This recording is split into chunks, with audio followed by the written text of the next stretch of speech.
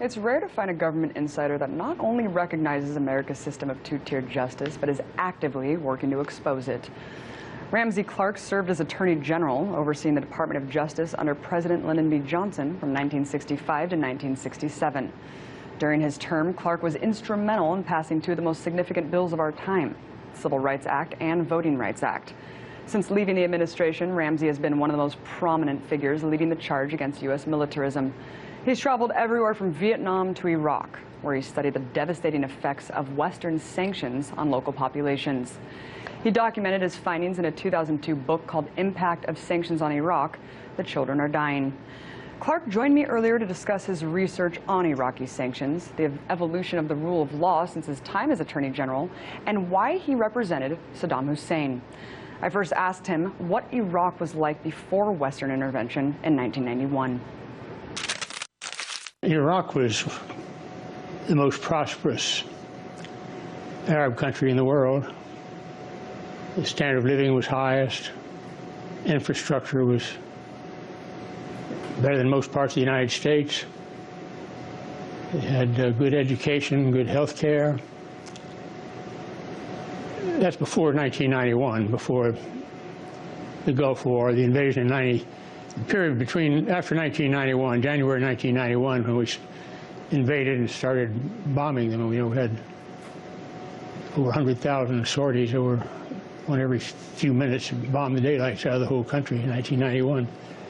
But before that, it was very prosperous and progressive, and since then it's suffered enormously. Nobody feels safe any day in Iraq, haven't since 2003 at least, if not 1991, and hundreds killed every week, thousands more often than not. The country's been crushed in a unique way for a uniquely long period of time, with violence enduring. And in the 90s, talk about how many children died as a direct result of these sanctions, and why specifically children? Well, I'm a big supporter of the UN. It's the hope of, one of the major hopes at least, of peace on earth. But the UN sanctions that were imposed on Iraq in August of '90 impacted severely on its imports. And they couldn't get infant formula, for instance. And by the late fall of that year, 47,500 children under the age of 5 had died as a direct result of the sanctions. Within 3 or 4 years, 475,000 could be counted who had died as a direct result of the sanctions.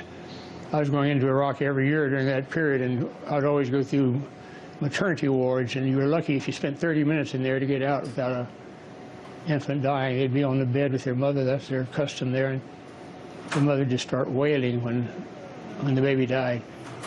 We tried to take infant formula in, but it takes a lot of infant formula to feed the infants of a country the size of Iraq or larger, and they couldn't get it for all their wealth because of the sanctions and because of the military threat and the military action against them constantly. One of the great crimes against humanity since World War II. Have sanctions ever worked without having devastating effects on the people of certain countries instead of the regime?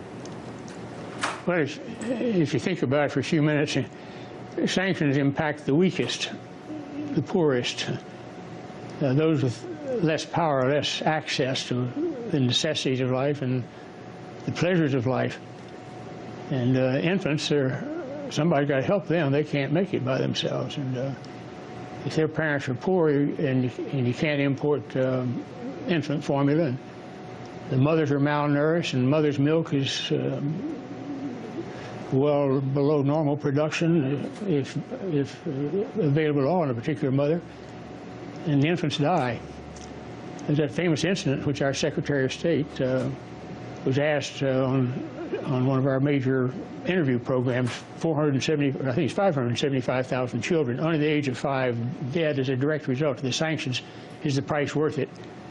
And she notoriously looked at the camera and said, difficult question, but yes, the price is worth it. But listen, there's no morality and anyone who can say that anything is worth the lives of 575,000 children. Ramsey, you were talking about the bombing campaign that was going on at the same time as these harsh economic sanctions were being applied to Iraq. What were the targets of those bombs at that time? And they were hitting infrastructure primarily from one end to the other, from the border with Turkey to the Basra and below. And they were hitting bridges. In Baghdad, they hit so many places. I remember the Justice Ministry, which is a place I frequented, got badly hit. But it was intended to, it also hit agriculture, even trying to burn fields and destroy date crops and things like anything that would nourish the people. So it had genocidal purposes and was strategically determined. All right, so not just military targets. I mean, obviously this is a lot of civilian infrastructure targeted on purpose, as you just mentioned. Given what you've seen and how sanctions adversely affect the population of these countries the most, how do you feel about this administration using humanitarianism as the justification for a strike on Syria? Well, it's pretty inhumanitarian, to put it mildly. It's also a terrible violation of human rights and international law. One country can't take it upon itself to be a policeman for the whole world. Think it can bomb people wherever they are at any whim or for any stated or unstated purpose. Their purposes are usually unstated.